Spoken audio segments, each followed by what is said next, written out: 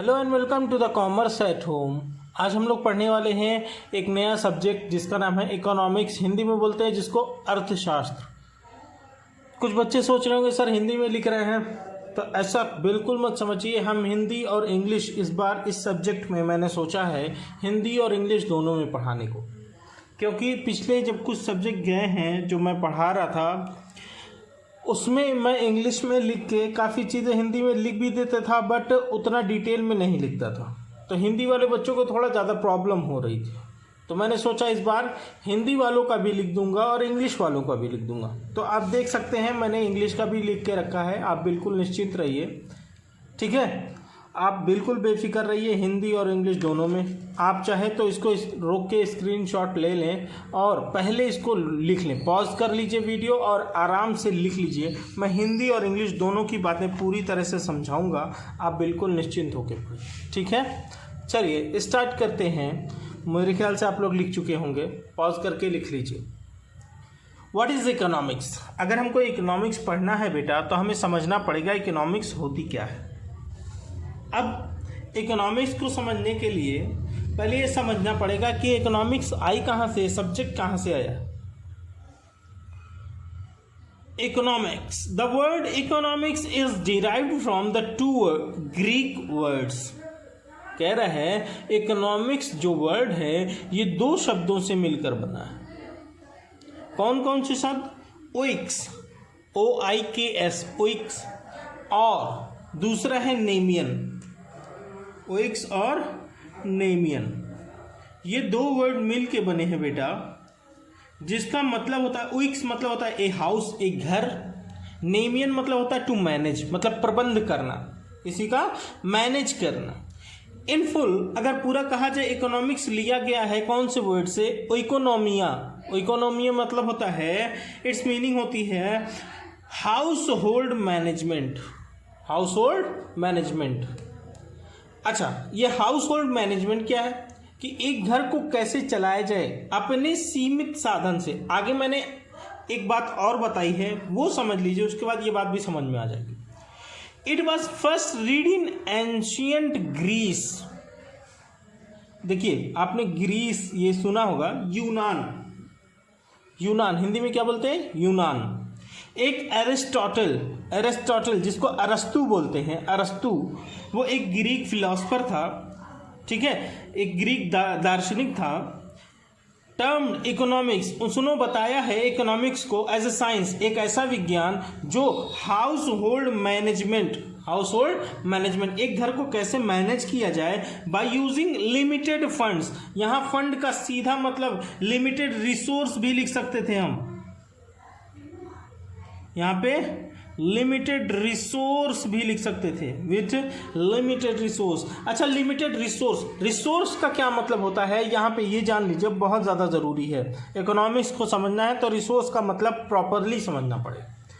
ऐसी कोई भी चीज़ जिससे आप अपनी इच्छा पूरी कर सके, उसको हम रिसोर्स बोलते हैं। मैं अगर सिंपल भाषा में कहूँ आपसे तो जिसको लक्ष्मी कहते हैं, वो ऐसा पेपर जिस पे गांधी जी छपे होते हैं, है ना, जिसको आप लोग करेंसी बोलते हैं, पैसा। पैसा ही क्या है? मेन रिसोर्स है। अगर आपको कोई भी चीज़ चाहिए बेटा, कोई भी ख्वाहिश पूरी करनी है तो आपके पास क्या होना चाहिए भैया? लक्ष्मी होनी चाहिए। लक्ष्मी है तो सब कुछ है, ठीक है। तो लक्ष्मी ही सबसे बड़ा रिसोर्स है। हमको गर्मी लग रही है, हम फैन ऑन कर दिए, ये भी एक रिसोर्स है। हमने अपनी इच्छा कैसे ख़त्म करी? पंखे से। तो पंखा हमारा रिसोर्स कहलाएगा।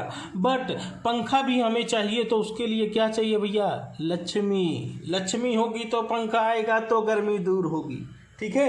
तो सीधा मतलब ये समझ के रखिए कि रिसोर्स मतलब क्या होता है सर? लक्ष्मी होती है। लक्ष्मी मतलब धन, ठीक है। अब एरिस्टोटल जो अरस्तु थे उन्होंने कहा है कि अपने सीमित साधन, पैसा कम है आपके पास, अनलिमिटेड पैसा किसी के पास नहीं होता, तो अपने सीमित साधन, कम पैसे में अपनी इच्छाओं को पूरा करना या अपने घर को चलाना, ये एंशियंट ग्रीक में अरस्तु साहब ने कहा था, ठीक है। इसी का पूरा मतलब है इकोनॉमिया। इट मीनिंग होता है house hold management. It's meaning is house hold management. ठीक है, अब आगे चलते हैं। इन अदर वर्ड्स, अब मेन डेफिनेशन पे आ जाते हैं कि इकोनॉमिक्स क्या है। Economics is a social science which deals या फोकसेस, जो किस पे केंद्रित है, किस पे ध्यान देती है, ह्यूमन बिहेवियर, एक आदमी कैसा बिहेवियर करेगा, कंसर्न किससे जुड़ा हुआ, जब कोई आदमी सामान बनवाता है प्रोडक्शन के टाइम पे, पहले लिख लीजिएगा इसको प्रॉपरली, प्रोडक्शन के टाइम पे या बेचने के टाइम पे, डिस्ट्रीब्यूशन के टाइम पे, जिसको एक्सचेंज भी बोल सकते हैं, एंड कंजम्पशन, जब एक आदमी कोई चीज इस्तेमाल, हम कपड़ा लेकर आए, हम कपड़ा पहने, हम जब खरीद रहे थे तो हम अपने दिमाग में क्या क्या सोच रहे थे, इसी चीज की स्टडी को कहा जाता है इकोनॉमिक्स। ठीक है, तो economics is a social science which deals या focuses on human behaviour concern with production, distribution and consumption of goods and services. Goods, सामान तो खरीदा बेचा जाता है, सर्विसेज भी खरीदी बेची जाती है। ठीक है, तो सर्विसेज के साथ साथ गुड्स को जब हम लोग बनाते हैं या बेचते हैं, कहीं पे भेजते हैं या उसका इस्तेमाल करते हैं, उस टाइम के ह्यूमन बिहेवियर को स्टडी करना क्या कहलाता है, इकोनॉमिक्स। क्या कहलाता है कि इकोनॉमिक्स। हम जब किसी को कुछ बेचते हैं तो कुछ सोचते हैं, क्या बेचें, कैसे बेचें, और कौन आदमी कितनी मात्रा में हमसे खरीदेगा, मार्केट कैसे बनाए, कस्टमर कैसे बनाए, ये सारी बातें जो सोची जाती हैं वो इकोनॉमिक्स कहलाता है। ठीक है, it studies how an individual, कैसे एक व्यक्ति या कोई बिजनेस हो या कोई गवर्नमेंट हो या कोई देश हो, make choices about how to allocate resources, मतलब वो अपने पैसे को, जो हम लक्ष्मी कमाए हैं, जो हम लक्ष्मी अपने पास संपत्ति, वेल्थ रखे हुए हैं, उस वेल्थ को हम कहाँ, कब, कैसे इस्तेमाल करेंगे, ये हमें कौन सिखाता है, हमें सिखाती है ये चीज़ इकोनॉमिक्स सिखाती है। ठीक इसी तरह ये तो भैया बताया गया कि ग्रीक से लिया गया है, बट जब इंडिया में इसकी स्टडी होने लगी तो उसमें इसको नाम दिया गया अर्थशास्त्र। क्या नाम दिया गया, अर्थशास्त्र। अर्थशास्त्र जो है दो शब्दों के मेल से बना है। कौन कौन से, पहला है अर्थ और दूसरा है शास्त्र। ठीक है, यह सामाजिक विज्ञान की वह शाखा है जिसके अंतर्गत वस्तुओं और सेवाओं के उत्पादन, वितरण, विनिमय और उपभोग का अध्ययन किया जाता है। जब भी कोई सेवा या वस्तु खरीदी बेची जाती है, उस टाइम आदमी कैसा बिहेव करेगा, क्या सोचता है आदमी, क्या करता है आदमी, अपने पैसे को कैसे खर्चा करता है आदमी, ये इस चीज की स्टडी करना कहलाती है अर्थशास्त्र। अर्थशास्त्र शब्द संस्कृत शब्दों अर्थ और शास्त्र से मिलकर बना है, संस्कृत से उठाया गया। जो इकोनॉमिक्स की हिंदी ली गई है, हिंदी में अर्थशास्त्र बोला जाता है, ये वर्ड लिया गया है बेटा संस्कृत से। अच्छा, अर्थ मतलब होता है धन, और शास्त्र मतलब होता है क्रमबद्ध ज्ञान। ये दो शब्दों की संधि है, इसी संधि से बना है, जिसका शाब्दिक अर्थ होता है धन का अध्ययन। हम अपने धन को कैसे, कब, कहाँ, कितना इस्तेमाल करेंगे, कितना खर्च करेंगे, इसी की स्टडी करना कहलाता है इकोनॉमिक्स। किसी विषय के संबंध में मनुष्य के कार्यों के क्रमबद्ध ज्ञान को उस विषय का शास्त्र कहते हैं। इसलिए अर्थशास्त्र में मनुष्यों के अर्थ संबंधी, अच्छा यहाँ पे लिखा होता है अर्थ संबंधी कार्यों का, तो अर्थ मतलब कुछ मीनिंग हो जाता, लेकिन यहाँ पे अर्थ मतलब है धन, लक्ष्मी से मतलब है ये। अभी मैंने यहाँ बताया अर्थ मतलब है धन, तो कह रहा है इसलिए अर्थशास्त्र में मनुष्यों के धन संबंधी कार्यों का क्रमबद्ध ज्ञान होना आवश्यक है। कायदे से अपने पैसे को कहाँ इस्तेमाल करेंगे, इस चीज की जानकारी होनी चाहिए। अर्थशास्त्र का प्रयोग यह समझने के लिए भी किया जाता है कि अर्थव्यवस्था में अर्थव्यवस्था किस तरह से काम करती है। मतलब अर्थशास्त्र को अगर इस्तेमाल करना है तो हमें ये पता लगाना पड़ेगा कि इस देश की अर्थव्यवस्था कैसे वर्क करती है। इसमें एक लाइन और जोड़ दी है मैंने, देखिए वही अरस्तु वाली बात, एरिस्टोटल वाली, उसको मैंने हिंदी में यहाँ लिख दिया है।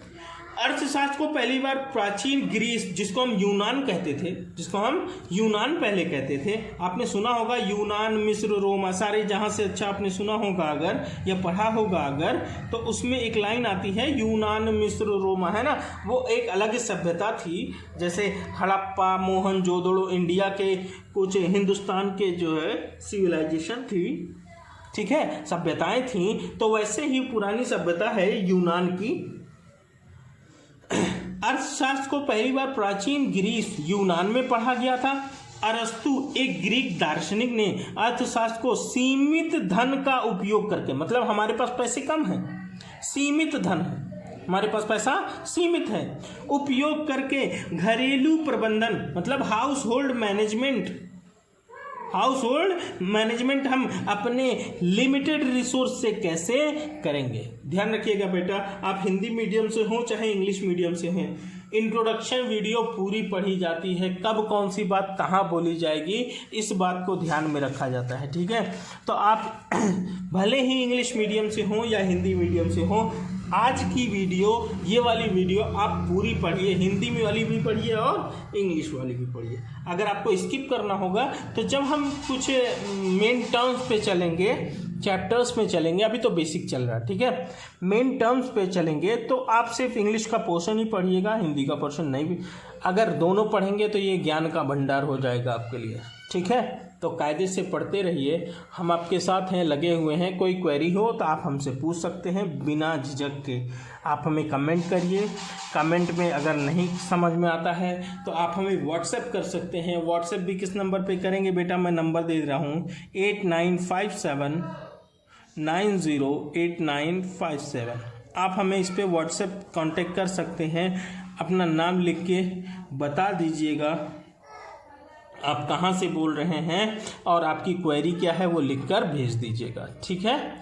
आप इस पे अपनी क्वेरी, और एक बात और, इसमें हम कुछ डेफिनेशन की बात कर रहे हैं तो डेफिनेशन से मुझे कुछ और याद आया कि कुछ अलग अलग लोगों ने इसकी अलग अलग डेफिनेशन दे के रखी है, मैं उसको दिखाता हूँ आपको।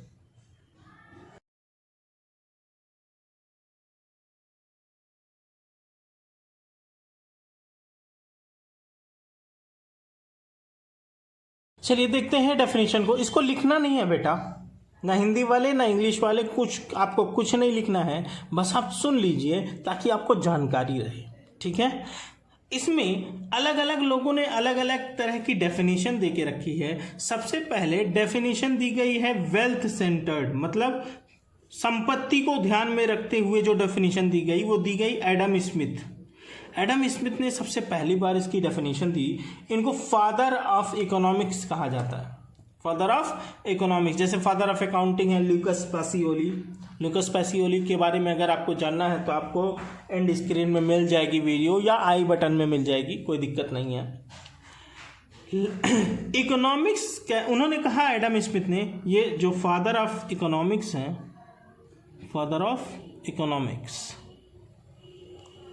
इन्होंने कहा कि भैया संपत्ति से रिलेटेड कहा, economics is concerned with an inquiry into nature and causes of wealth of nation, कि अपने देश के पैसे को कैसे इस्तेमाल करना है, किस वजह से उसकी इंक्वायरी करना, उसके नेचर क्या है, उसके कॉजेज क्या है, ठीक है। अच्छा, दूसरा है वेलफेयर सेंटर्ड डेफिनेशन, कि भैया भलाई के लिए इकोनॉमिक्स। इसमें किसने कहा, मार्शल साहब ने, अल्फ्रेड मार्शल ने कहा economics is a study of mankind in the ordinary business of life. It examines that part of individual and social action which is more closely connected with an attainment and with the use of material requisite of wellbeing, ठीक है। और तीसरी definition दी Robbins ने, Lionel Robbins ने कहा economics is a science which studies human behaviour as a relationship between and scarce means. And मतलब भैया एंडलेस वांट्स होती हैं, एंडलेस वांट्स, हर आदमी की इच्छा असीमित है बट उसको पूरे करने के स्केयर मतलब कम, मीन्स मतलब साधन, रिसोर्स जिसको कहते हैं। हमारे पास पैसे कम हैं लेकिन हमारी चाहतें बहुत ज़्यादा हैं, इसलिए हम अपने पैसे को जहाँ ज़्यादा ज़रूरी होता है वहाँ इस्तेमाल करते हैं और उस पैसे के अल्टरनेटिव यूजेस हो सकते हैं। हम एक पैसे को हम जिससे कपड़ा खरीद रहे हैं उससे हम बुक भी खरीद सकते थे, ठीक है, तो उसके अल्टरनेटिव यूजेस हैं। लेकिन जो चौथा के दिया उन्होंने वो जेके मेहता साहब ने किया। जेके मेहता साहब ये वो आदमी हैं जिन्होंने ये बताया था कि आपने एक बात सुनी होगी, सादा जीवन उच्च विचार, सादा जीवन उच्च विचार, इन्होंने ही कहा था ये बात कि सादा जीवन उच्च विचार। अभी मैं आपको दिखाता हूं, आगे चलते हैं तो हम आपको दिखाते हैं। उसमें उन्होंने कहा था, देखिए,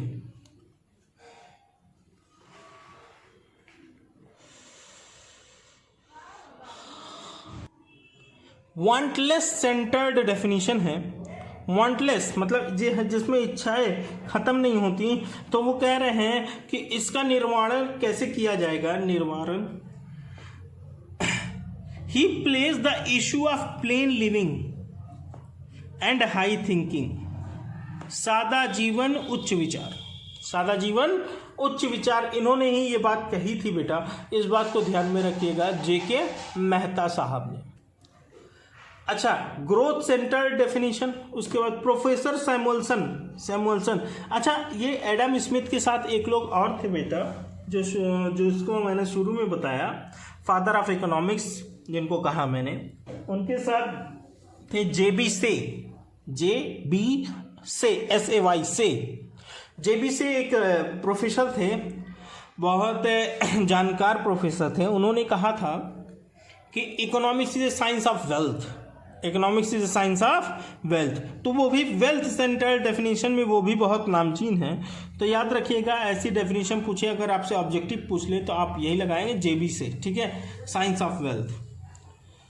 और एक बात और आते हैं, प्रोफेसर सैमुअल्सन साहब ने काफ़ी लंबी डेफिनेशन कहा, economics is a study of how man and society choose with or without the use of money to employ scarce productive resources which could have alternative uses to produce various commodities over time and distribute them for consumption now and in the future among various people and group। मतलब इन्होंने सारी बातें मिला दी। कैसा मिलाया? कह रहा है इकोनॉमिक्स उस चीज़ की स्टडी को कहते हैं जो एक आदमी चुनता है कोई चीज़, चाहे वो पैसे का इस्तेमाल करके चुन रहा हो चाहे बिना इस्तेमाल किए चुन रहा हो, ठीक है, तो पैसे का इस्तेमाल हो उसमें चाहे ना हो, लेकिन उसके स्केयर प्रोडक्टिव रिसोर्सेज जो उसके पास कमी है पैसे की, वो उसी के इस्तेमाल से वो कुछ ऐसा चीज़ बनाए, ऐसी चीज़ तैयार करे जिसको अभी वो बेच सके या इन फ्यूचर फिर कभी बेच सकेगा, वेरियस, और मिलजुल कर खाए जाए। मतलब हम अगर गेहूं उत्पादन करते हैं और तुम चावल उत्पादन करते हो तो मैं आपको गेहूं भी दे सकूं चावल के बदले, ताकि हमको चावल भी मिल जाए, आपको गेहूं भी मिल जाए, ठीक है। तो हम ऐसी चीज़ का अलग अलग उत्पादन करें ताकि मिलजुल कर जब एक ग्रुप ऑफ पीपल में वो चीज़ बटे तो सारी चीज़ें बराबर हो जाए, ठीक है। अगला, उसके बाद सुइटेबल डेफिनेशन आई है। सुइटेबल डेफिनेशन, इसको लिखिएगा मत बेटा, बिल्कुल नहीं लिखिएगा। सुइटेबल डेफिनेशन आई है, वो क्या है? सुइटेबल डेफिनेशन कह रहा है एक सटीक डेफिनेशन अगर कही जाए, economics is a science, economic एक ऐसी साइंस है विच टीचेज, जो हमको ये बताती है how to strive against scarcity, हम अपनी कमियों को कैसे दूर कर सकते हैं, economising and advancement of resources, किसी रिसोर्स को कम से कम इस्तेमाल करके और उससे फायदा दिया जाए ज़्यादा से ज़्यादा लोगों तक, ज़्यादा से ज़्यादा लोगों तक उसका फायदा दिया जाए, अपने कम चीज़ों को इस्तेमाल किया जाए और फायदा उसका ज़्यादा उठाया जाए और लोगों तक उस चीज़ को बांटा जाए, ठीक है।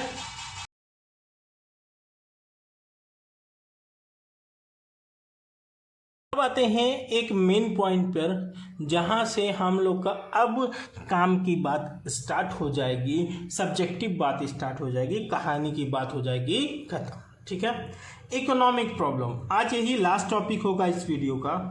आगे की चीज़ें अगली वीडियो में मिलेंगी, तब हम अपने चैप्टर पे आ जाएंगे। इकोनॉमिक प्रॉब्लम, आर्थिक समस्याएं। आर्थिक समस्याएं क्या है भैया? इंसान की इच्छा असीमित है। यहाँ आर्थिक समस्या लिख लीजिए, आर्थिक समस्या हिंदी वाले। Human wants are unlimited, human wants are unlimited. भैया ह्यूमन की जो इंसान की इच्छा होती है वो अनलिमिटेड होती है, बट डिफरेंट इन इम्पोर्टेंस या यूटिलिटी। लेकिन हर चीज़ की जो आदमी की इच्छा होती है, अलग अलग चीज़ों का फायदा। एक एग्जाम्पल देते हैं। मान लो एक शराब पीने वाला व्यक्ति है, उसको शराब पी के कितनी संतुष्टि मिलेगी? ओ पूछिए मत भाई। लेकिन एक शराब पीने वाला व्यक्ति ना हो, उसको शराब पी के कितनी संतुष्टि मिलेगी? नहीं मिलेगी। बेटा एक ही बॉटल शराब है, अब वही बॉटल अगर किसी पीने वाले ड्रंकर्ड को दी जा रही है तो उसको बहुत खुशी मिल रही है, बहुत संतुष्टि मिल रही है पी के।